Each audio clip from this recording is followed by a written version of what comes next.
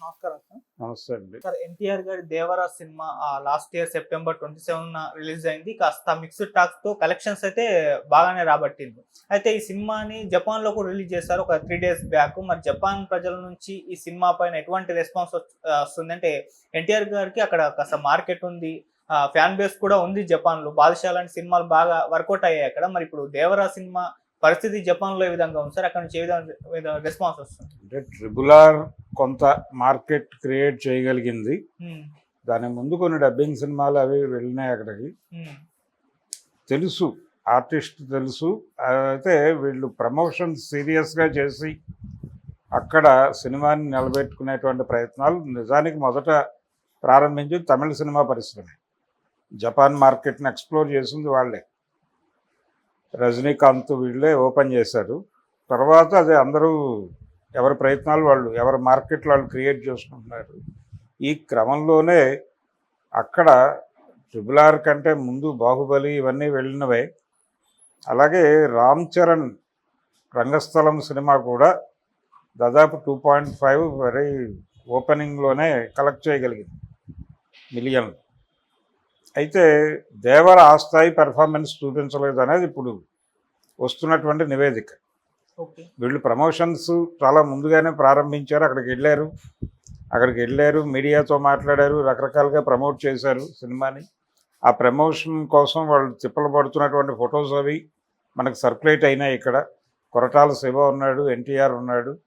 వీళ్ళిద్దరే వెళ్ళి అక్కడ ప్రచార కార్యక్రమం అంతా నిర్వహించినప్పటికీ కూడా సినిమా 1.2 మీద నడుస్తోంది. ఇప్పుడు ఇది రంగస్థలాన్ని దాటేస్తుందా అని చాలామంది అనుకున్నారు, కానీ ప్రస్తుతానికి దానికంటే వెనకే నిలబడి ఉంది. ఒకవేళ రన్ ఏదైనా కలిసి వచ్చి ముందుకెళ్తుందేమో చూడాలి.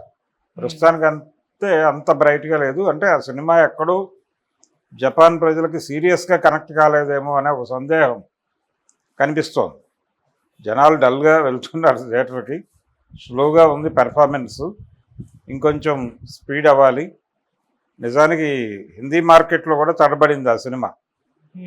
హిందీ మార్కెట్లో తడబడింది. సౌత్లో వచ్చినటువంటి డబ్బులే మనకు భారీగా కనిపిస్తున్నటువంటి ఆ 600 నుంచి 700 మధ్యలో ఒక ఫిగర్ నమోదు చేసింది. అది అన్ని 100 కోట్లు రావడానికి అతనికి ఉన్నటువంటి సౌత్ బేసే కారణం.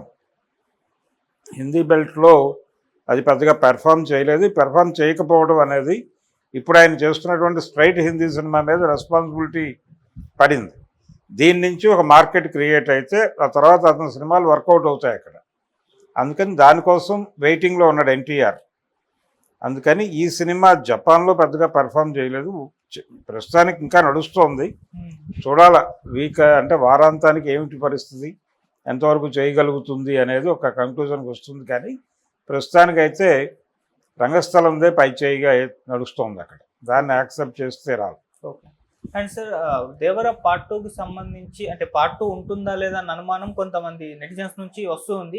జపాన్ ప్రమోషన్స్లో కూడా ఎక్కడ పార్ట్ 2 గురించి ప్రస్తావించలేదని చెప్పేసి కూడా మాట్లాడారు వీళ్ళే. సో మరి ఉంటుందా లేదా అన్న అనుమానాలు అయితే ఉన్నాయి సార్. మరి పార్ట్ 2 గురించి ఏమైనా అప్డేట్ ఉందా సార్ ఇప్పటి వరకు? పార్ట్ 2 ఉంటుందనే చెప్తున్నారు ఇప్పటికీ. పార్ట్ 2 షూటింగ్ షెడ్యూలు ఎన్టీఆర్ డేస్కి అంటే అతను ఇతర కమిట్మెంట్స్తో కంపేర్ చేసి ఇప్పుడు ప్రశాంత్ నీల్ సినిమా ఒకటి చేస్తున్నాడు. అలాగే హిందీ సినిమా కంప్లీట్ అయిపోయింది. దాని తర్వాత వెంచర్ ఇతందే ఉంది. ఇలా ఆయన ప్రాజెక్టులకు సంబంధించిన డీటెయిల్స్లోకి వెళితే ఇది కనిపిస్తోంది, విజిబుల్గా ఉంది ఇప్పటికీ. 'దేవరా 2' అనేది 'దేవరా 2' మరి చేస్తాడా చేయడా అనేది పక్కన పెడితే చర్చ అయితే జరుగుతోంది. ఇమ్మీడియట్గా మొదలు కాలేదు. మొదలు కాని సినిమాలు చాలా ఉన్నాయి. 'సలార్ 2' కూడా ఇంకా ఏమీ మొదలు కాలేదు. అలాగే ఆయన ప్రకటించినటువంటి సినిమా ఇంకొకటి ఉంది కదా,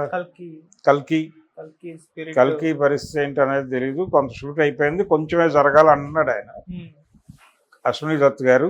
మేబీ అది కంప్లీట్ చేసి వాళ్ళు జనవరి టార్గెట్ అంటున్నారు. జనవరి టార్గెట్కి మరి ఫుల్ఫిల్ చేస్తారేమో చూడాలి. ఇలా కొన్ని నడుస్తున్నాయి. అయితే కాన్షియస్గాను సీరియస్గాను ఎలా నిలబడతాయి తెలుగు సినిమాలు అబ్రాడ్లో అనేది అయితే చూడాలి.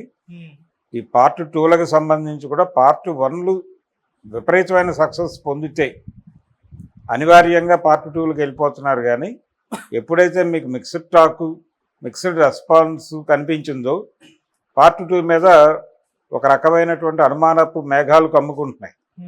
ఆ మేఘాలే ఇప్పుడు దేవర 2 మీద కూడా కమ్ముకుని ఉన్నాయి. మరి ఆ మేఘాలను చీల్చుకుని ఆయన బయటకు వస్తాడని ఆశిద్దాం. నేనైతే పార్ట్ 2 డెఫినెట్గా ఉండొచ్చు అని నమ్ముతున్నాను. అంటే పార్ట్ 2 ద్వారా పార్ట్ 1లో వచ్చిన అనేక విమర్శలకి పార్ట్ 2లో సమాధానం చెప్పుకునే ఒక ఛాన్స్ దొరుకుతుంది డైరెక్టర్కి. అలా చెప్పుకోగలగడం ద్వారా తను ఎలివేట్ అవుతాడు మార్కెట్లో. ఆ ఎలివేషన్ కోసం డెఫినెట్గా దాని మీద వర్కౌట్ చేస్తాడు. సుకుమార్ చేసింది కూడా అదే. పుష్ప 2కి సంబంధించి చాలా హార్డ్ వర్క్ చేశాడు. ఈ హార్డ్ వర్క్ కారణం పార్ట్ 1 మీద వచ్చినటువంటి క్రిటిసిజమే. అందుకని ఆ